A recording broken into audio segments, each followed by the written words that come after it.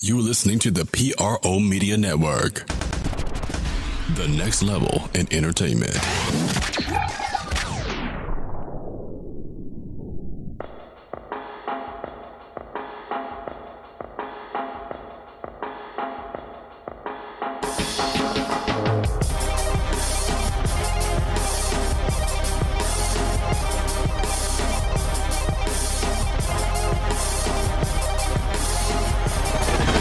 You're listening to the Pelicans Postgame Report on the PRO Media Network for all things Pelicans.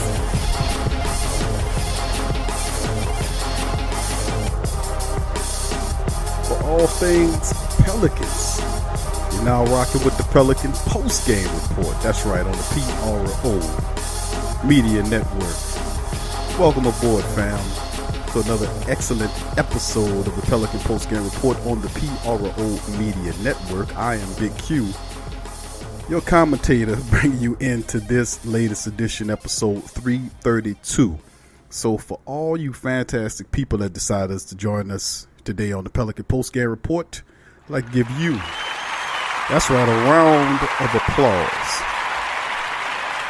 That's for you. Because you, of all, the dedicated and faithful fan base of the New Orleans Pelicans, deserve a lot more than that. And I'm going to fire it up again. That's for you. Thank you. I got to do that, fam. I got to give y'all a round of applause for joining us, because a lot of kind of novice basketball followers would have been turned out to Pelicans. They'd have been turned them off. Because, you go through peaks and valleys, highs and lows with any club. Remember how garbage the Saints were for 20-something odd, 30 years before they actually won their first playoff game. This team was in existence first in 1966, and it took them all the way to 1987 to get their first playoff victory. How many stinking, rotten, losing seasons were that before they actually started winning some games? Now, I'm not equating the Pelicans to the Saints in any measure. The Pelicans had some success. Even prior to that, as the Hornets, they had some success. But I often hear the commentary about moving the team and all this kind of nonsense and sending them to Seattle. Listen, 18,000 people sit in that building. It takes to fill that building. When the playoffs were here, that building was a sea of red. When the Pelicans win, people show up. Even when they don't win, people show up.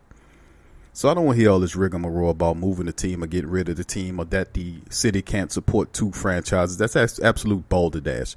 The Saints are sold out for the next 5 years. Good luck getting tickets. They sold out the next 5 years. The Pelicans can be on that level too. With some serious basketball minds in place, you only have to hire one person, and that's a VP of basketball operations to set everything straight in the organization, and then we good to go. Now, they did a really good thing by getting rid of Dale Demps. Anthony Davis says he wants to leave. Fine. At first, I was, my mind was about talking him back, but we can get a king's ransom in return for Anthony Davis if done correctly. Anyway, it was on this very podcast that we decided to have this discussion about that trade, in which we mentioned that any trade that goes to Boston, because ultimately it would be the team that he ended up going to, that we could end up getting people like Marcus Smart, besides Tatum, but Marcus Smart and possibly Al Horford, and 2 or 3 first-round draft picks, of which 2, the Celtics sitting on 3 picks this year, including the Memphis Grizzlies pick that's possibly a lottery selection. But with that said, let's move into the latest episode 332. We're recapping in this episode. I went through that whole little spiel to bring us back to this point, that the Pelicans are now sitting at a ridiculous position because, of course, they reeled off 3 wins. You're like, man, listen, the Pelicans keep putting these wins together. We're only 6 games behind 500. We can make a play on the playoffs. That's right, I said the P word. Playoffs. Not so much. You look at how the team has been playing over the last 3 games since the Jazz lost at home by 10.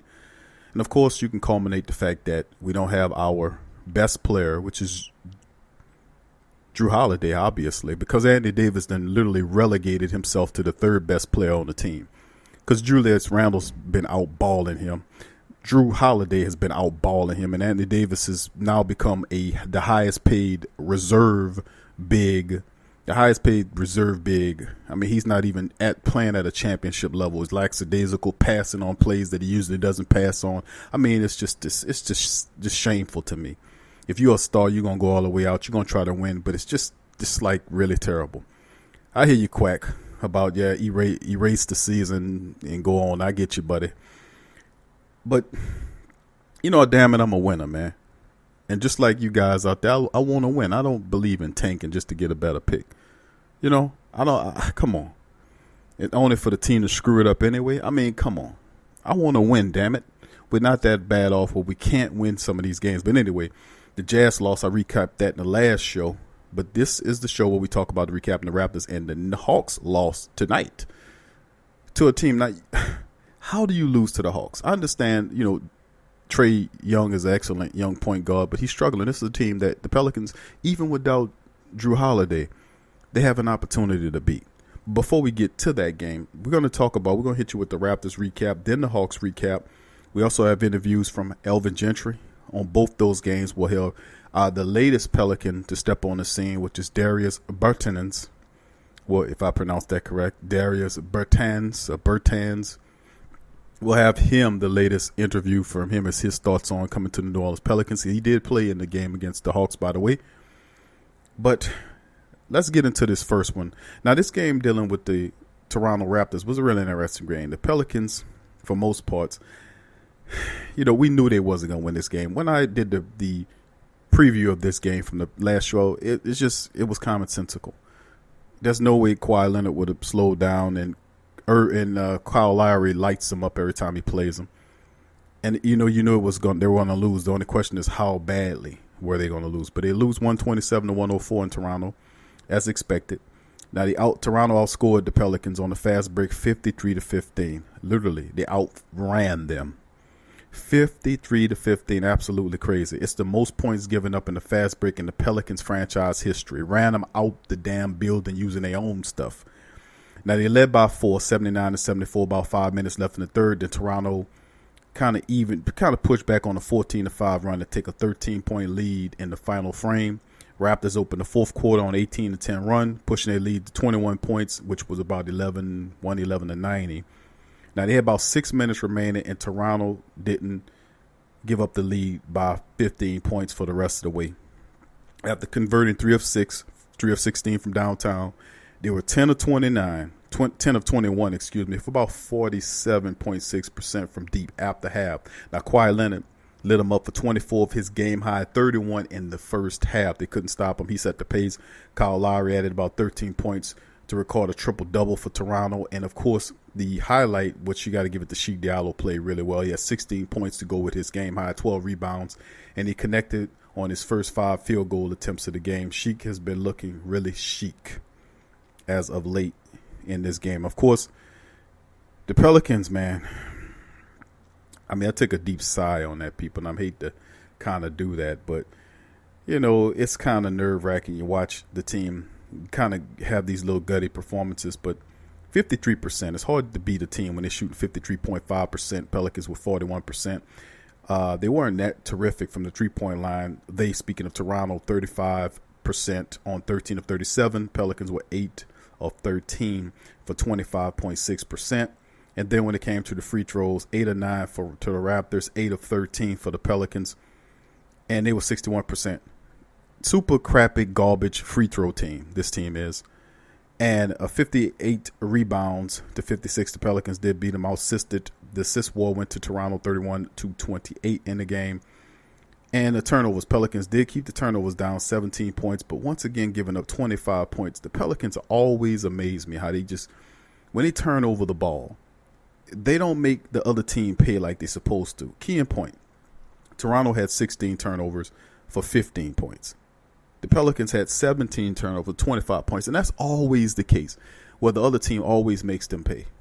You know, so it's just maddening. Of course, the points in the paint, they dominated them 66-52, them, speaking of Toronto. So this was just absolute bludgeoning by the Toronto Raptors, and absolutely just smacked the literal heck out of the the Drew Holiday and Etwan-less Moore-less New Orleans Pelican club. Top scores for them in this affair was obviously the play of Frank Jackson. He was excellent, 20 points in the game, 18 rebounds for Julius Randle, 16 from Sheik Diallo. And before I get into any more of the individual statistics, let's hear what Coach Gentry had to say about his team's performance against this Toronto club. Coach Gentry, what the heck happened over there, man? Some three-pointers, and then we didn't finish a couple of shots here and there. So they are really, really good, and you have to try to keep them from getting that separation, and we couldn't do it. Coach, did the points off turnovers and their ability to get out on the break equal anything that you've seen this season? No, that was the big difference in the game, and it's not so much the turnovers. I mean, I know we had 25 points, but it wasn't really so much on the turnovers. They just outran us, and you get 53 points in transition, you're not going to lose a basketball game. I don't care who you're playing. And we had to do a little bit better job. We had to do a lot better job of getting back. I thought when we got back and got them set that we did a pretty good job in our half-court defense, but when you give up 53 in transition, they get 53 transition points, and they're 21 for 30, so that means most of them are wide-open shots are landed in the basket. So that was our big problem tonight. Coach, did you see anything of interest from some of the young players that got to play heavy minutes tonight being shorthanded? Yeah, I think you can see Frank's going to be fine. He still continues to improve in all the areas. I thought he was a little short on his shots tonight, didn't get his legs quite into him, but he shot them with confidence, and I think that's the big thing for us. I think the minutes that Jalil played, you can see that he can still be a force that we can throw the ball to on the inside and do some things. And, there was Chet, you play him. Every time Chet gets into the mid-20s and minutes, he usually have, double-figure points, double-figure rebounds. And so those are all positive things. I still think that we competed, and I think that, to me, that's the most important thing. I don't really care who we put out there. If we put 5 guys out there, we expect them to play hard and compete really hard, and I think that's what we're getting. So, with the situation of obviously not having Drew out there, AD didn't play tonight, not having Etwan, then I still thought that we competed at a real high level. We just ran into a situation in the middle of the third quarter where they had guys to go to, and we missed a couple of layups, missed a couple of open threes, and that's where they got the separation. That's Coach Elvin Gentry breaking down his thoughts upon the loss of the Raptors at the end of the game. Now, of course, you got to give him credit for competing, true indeed, Coach. But once again, a short-handed team like the Pelicans not having all those weapons, we weren't expecting them to win this game. With a heavy-handed team like Toronto, as good as they are, I think they're the second-best team in the East. My belief is that they're playing like the best team in the East right now. You could talk about Milwaukee all you want, but Toronto Raptors got to be up there with Gasol there now and Kawhi Leonard there playing the way they are. They got to be considered the favorite in the East by any stretch of the imagination. But that's the lead on the game. That's how it ended up. And, Jahlil Okafor, 17 minutes, 2 points. Absolutely. You know what the crazy part about it is? Just says something about Jahlil Okafor. His minutes have been down and since the post-All-Star break, and he hasn't looked quite the same as he had in the previous games prior to the All-Star break. His numbers have been up and down, and it's just absolutely mad. And I wish Elvin Gentry, for the life of me, would give this kid more damn minutes to play so, he can be out there. If Anthony Davis is relegated to the role he is when he's only playing 20 to 25 minutes, let's see what Jahlil Okafor can do more in the capacity. I would love to see him out there more and more, 25, 29 minutes a game in these affairs, not a stinking 17 minutes in the matchup, and he's your only 7-foot outside Anthony Davis. Come on, man. Let's see what some more of these guys can do. But the Pelicans, of course, you can't ask much of them without Drew Holiday and all these guys in this matchup. They fall to them by double digits. Now, when we come back on the break, we'll have the recap of the Atlanta Hawks debacle. We'll show that. We'll have Elvin Gentry's thoughts on that. We'll have the latest Pelicans. Bertans will chime in. We'll break that game down as well. You listen to the Pelican Postgame Report on the PRO Media Network. Stay with us.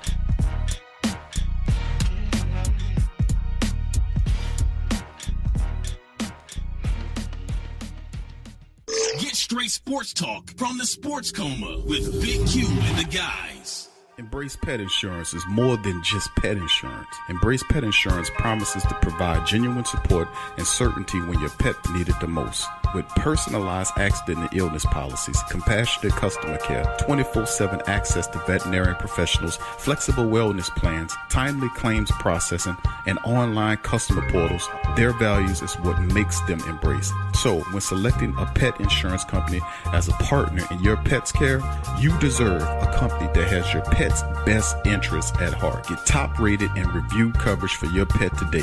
Up to 90% back on bills at any vet, total protection, pet insurance and wellness, and dependable claims payments. Get the top-rated and reviewed coverage for your pet today.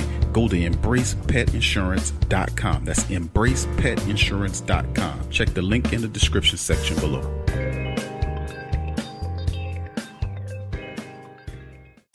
Get all the latest news and updates from your New Orleans Pelicans at the Pelicans Argue, the new and official Pelicans Daily Journal, covering everything Pelican. Attention, everyone. Get breakdown on games, free agent signings, and potential moves. Unbiased opinions and straight up facts with statistical analysis from G Valley. Go to www.thesportsdaily.com/Pelicans-I-View. Are you a boxing fan? Check out Ring Kings Boxing only on the PRO Media Network. Do you need a domain name? How about a host for your website that can work with WordPress? Try Namecheap.com. They make registering, hosting, and managing domain names for yourself or others easy and affordable because the internet needs people. Namecheap is an ICANN accredited domain register and technology company founded in 2000. It's one of the fastest growing American companies according to the 2018 Inc. 5000, celebrating nearly 2 decades of providing unparalleled levels of service, security, and support. Namecheap has been steadfast in customer satisfaction with over 10 million domains under management. Namecheap is among the top domain registers and web providers in the world. They offer a full selection of popular and unique domains along with fully featured hosting packages, SSL security certificates, WhoisGuard privacy protections, and more, all at the lowest prices in the industry. So if you need a domain name or hosting or anything else, think Namecheap.com. That's right, Namecheap.com. Check the description section below for link. Sports fans are gearing up and saving big at Fanatics.com, the world's largest collection of officially licensed fan gear. From all the leagues, teams, and players you love, unique one-of-a-kind designs exclusively by Fanatics, and autographed collectibles from today's biggest stars shipped directly to your home. Join Fanatics Rewards for free to earn fan cash on every purchase. Shop now and for a limited time, get 20% off all orders. Fanatics.com, officially licensed everything. There's a lot of reasons to be a fan, but only NBAStore.com has all the gear. Are you a Pelicans fan? Check out the Pelican Postgame Report on the PRO Media Network.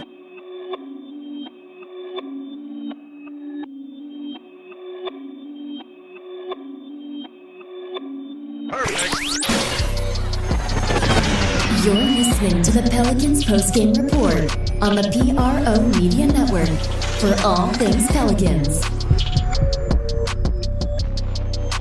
For all things Pelicans, you're now listening to the Pelican Postgame Report on the PRO Media Network. Listen, fam, this game against the Atlanta Hawks was lackluster in my opinion.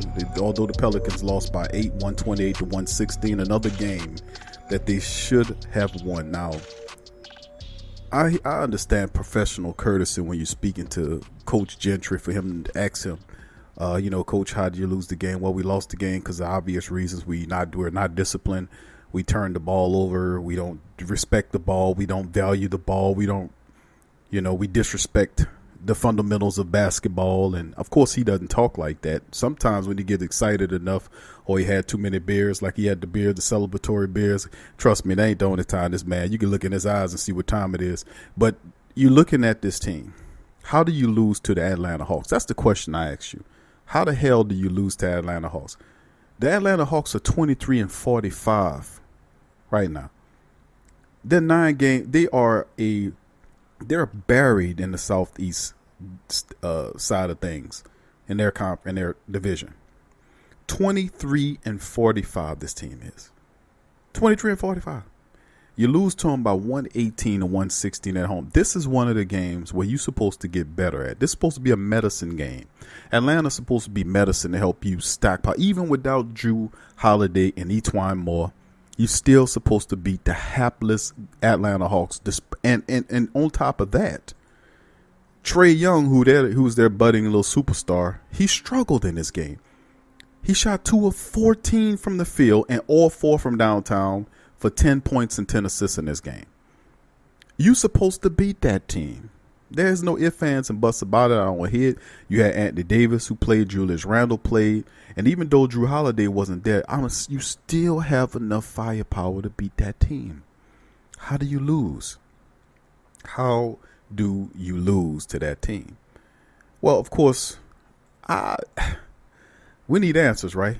And the only person maybe we can get some answers for is Elvin Gentry. Hear what he had to say about the loss to Atlanta, his coach Gentry.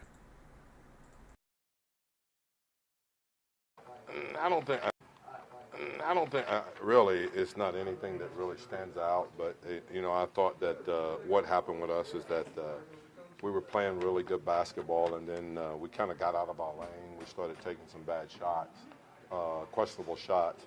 They ran out on those questionable shots because we didn't have floor balance. So there was a lot of things like that happened. We missed some easy shots. We had a couple of breakdowns in rotations where we ended up leaving the open three-point shooter. So that's kind of where they got separation. I thought we played hard and competed. I was really proud of Frank. I thought this was overall one of the best games he's played. Forget about the scoring, but just his overall floor game. And I think the game is starting to slow down for him. And that's really good because this is really the first time that he's played competitively in 2 years, as I said. So I like where he's going and where the progress that he's made. Like I said, I think we played really good basketball the first half and had good ball moving and stuff, and then I thought we got away from it a little bit. Coach, why did Herter hurt you guys so bad in the second quarter? Did he get hot, or was there? No, he made a lot of shots, and he's very good at stopping right behind the screen. So it wasn't so much the way we defended him in that, you got to give him credit. I mean, he jumped up and made a bunch of shots. We could do a little bit better job on the dribble handoffs of maybe getting in front of him and cutting him off and not giving him a direct driving lane to the basket. But, you're a good shooter, you're going to have games like that.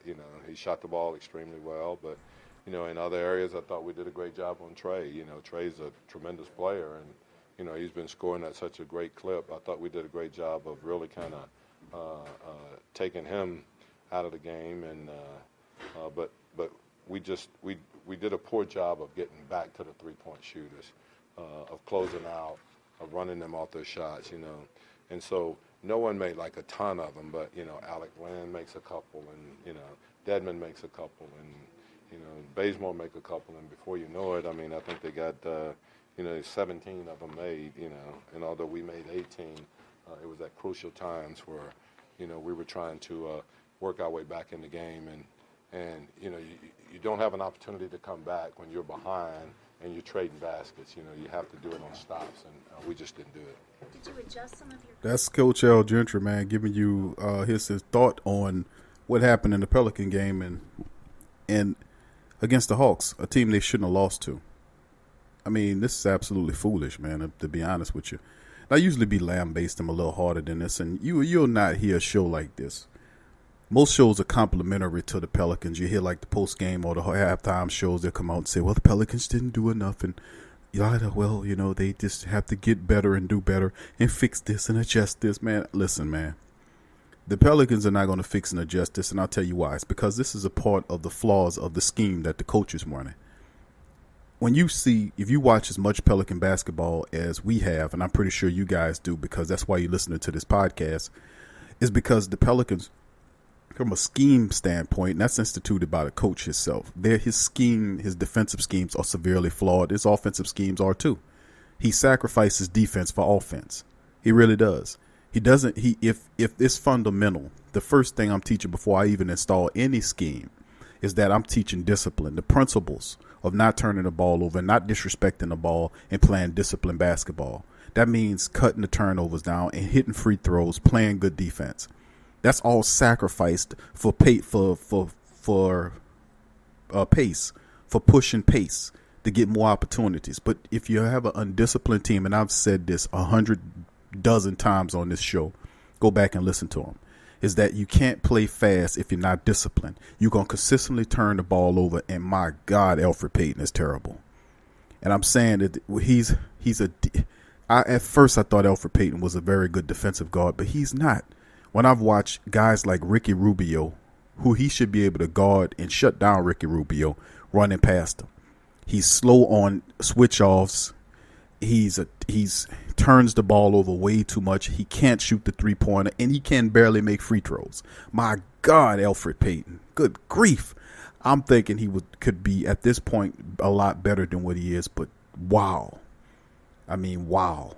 This is my lead guard, and he's just, if anything, he should be as disciplined as he possibly can with the ball. But you see him make these passes where the guy just kicks the ball out. He throws the ball behind the guy. It's just like he just unforced errors, just throwing the ball up, getting caught in the air with the ball and having a stupid pass. Just my goodness. But anyway, we're going to play Frank Jackson in just a moment. But before we do that, let me just go over some of the team statistics for the Pelicans against the Hawks. 128 to 116, by the way, bludgeon. Atlanta did put up 34 points in the fourth and 29 in the third to move past the Pelicans and get away from them. 49% flat. The Hawks shot. Pelicans were 44.5%, 18 of 41 from downtown. Hawks were 17 of 37. The Pelicans were perfect from the free throw line, even though they didn't get there much. 8 of 8 from the free throw line. Double the numbers for the Hawks. A little home cooking there. But it wasn't home cooking on the rebound edge. The Hawks out-rebounded them 56 to 42. 56 to 42. The Pelicans lost the assist game 30 to 29. Very close. And the turnover game, the Pelicans did hold their turnovers down, right? Only give up 8 turnovers, right? But then 16 points off it. That's what I was saying earlier. Pelicans only had 8 turnovers, but they gave up 16 points off them. Now, the Hawks had 10 turnovers and gave up 9. You see what I'm saying about not making them pay for the mistakes that they make? The Pelicans don't make the damn teams they plan pay when they turn over the ball. Fast break points, Pelicans win at 14-9, and then the points in the paint. Once again, they get bludgeoned in the points in the paint battle, 58 to 44. Now, before I continue giving my commentary on this game, let's hear what Frank Jackson had to say about the way the Pelicans won this game. Here's Frank. Frank, one thing that Coach talked about after the game, as far as some of the positives from this game, he talked about how he feels like the game is slowing down for you. I mean, when you hear that, can you kind of describe, like, to people who might not know what that means, what does he mean by that, and how does that play out on the court? I think definitely it's slowed down. Obviously, in the NBA, this is the best players in the world, and you're guarding some of the best athletes, and some of the best athletes are guarding you. So I think over time and with reps, I've gotten more comfortable. Seeing myself out there and kind of just finding my role and my niche in the league. But ultimately, I think I've worked at it. The hard work you put into it, the more better you're prepared, and feeling a lot more comfortable. I think everyone always expects there's going to be ups and downs for the rookies. Trae Young has been one of the best rookies in the league, and tonight he was like 2 for 14 from the field. Yeah. But I mean, for you, do you feel like your consistency is rising from what you've been doing lately? For sure. This is a game of ups and downs. You're not always going to be perfect, but the one thing you can't control is how hard you play. When you're playing hard, it's not always about how you're shooting. That's Frank Jackson, fam. Frank Jackson, man. We had an excellent game against the Hawks here, man. He turned in a pretty decent turnout. 23 points for him. 16 rebounds, 2 assists, 23 with Julius Randle, 15 from Anthony Davis and Elfrid Payton, 10 off the bench from Miller, and Ian Clark. Wasn't enough. They lose 3 straight games in a row. 128-116 the Hawks. That's 3 games in a row the Pelicans dropped. They play the Bucks coming up on the 12th. Do I really need to preview that? You lose to the Hawks. Do I really think you're going to beat the Greek Freak and then you're going to be lacking Drew Holiday? Well, you know how that's going to end. Anyway, that'll do it for the Pelican Postgame Report on the PRO Media Network. If you enjoyed the show, hit the subscribe and notification bells, buttons, and we'll see you next time. Peace. Are you a Pelicans fan? Check out the Pelican Postgame Report on the PRO Media Network. The Kleins family has been getting people to go nuts for old nuts since 1995. As legends have it, a number of the Kleins friends who heard the idea said you can go nuts trying to name a store like that. In the excitement, the Kleins thought their friends said old nuts instead of go nuts and proceeded to throw caution to the wind. Old Nuts has over 2,000 items, bulk and wholesale prices of a whole lot of your favorite fruits, nuts, and confections, a selection of gift baskets for any budget, any occasion, and provides one of the best and impressively rated shopping experiences on the web. Fact is, between their selection, service, speed, or their online presence and the virtual mirror retail experience, they have developed an enviable client base that's comprised of personal and professional customers who count on their remarkable range of gift baskets. Think of gift basket, think about Old Nuts. Check them out, oldnuts.com. Check the link in the description section below.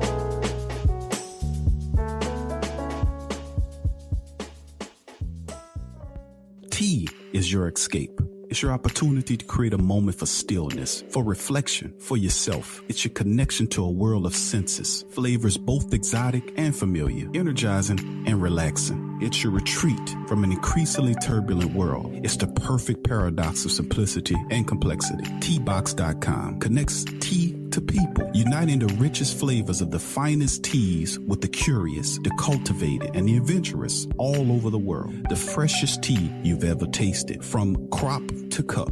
There's simply no simpler way to experience the wonderful complexity of tea. Teabox, packing up the freshness. Tea thrives on freshness, and so do they. Teabox temperature and humidity control facility ensure that tea is maintained. The teas themselves go into oblique bags with aluminum layers that protect them from excess moisture and light. With Teabox, shopping for fresh, loose leaf tea is easy because you make an informed purchase. You know exactly where your tea is coming from. So for the freshest teas in the world, check out Teabox.com. That's right, Teabox.com. Check the link in the description section below. Are you a boxing fan? Check out Ring Kings Boxing only on the PRO Media Network. Go to newfrog.com for all of your electronic gadget needs. Fast becoming #1 online seller of cell phone and accessories, consumer electronics, automobiles and motorcycles, home and garden items, 5D diamond painting crafts, electrical and tool supplies, computer and networking supplies, lights and lighting supplies, sports and travel items, toys and hobby supplies, apparel and accessory, mother and kid items, health and beauty items, and much, much more. Newfrog.com has up to 70% off on some products. And you can check out their weekly promotions for all the best deals. Remember, when thinking online electronics and gadgets, think New Frog. Newfrog.com. Check the link in the description section below.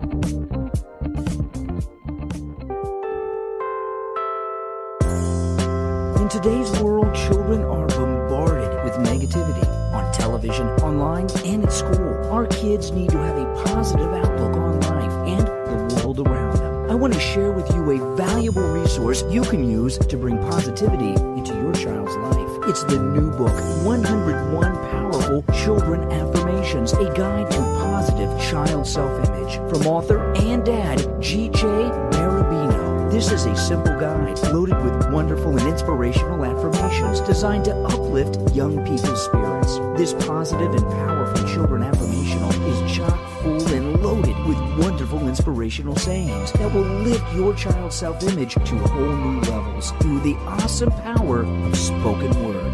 101 Powerful Children Affirmations, a guide to positive child self-image, from author and dad G.J. Barabino. Available on Amazon. Order a copy for yourself, your child's teachers, or anyone you know with children. 101 Powerful Children Affirmations, a guide to positive child self-image. Order your copy today.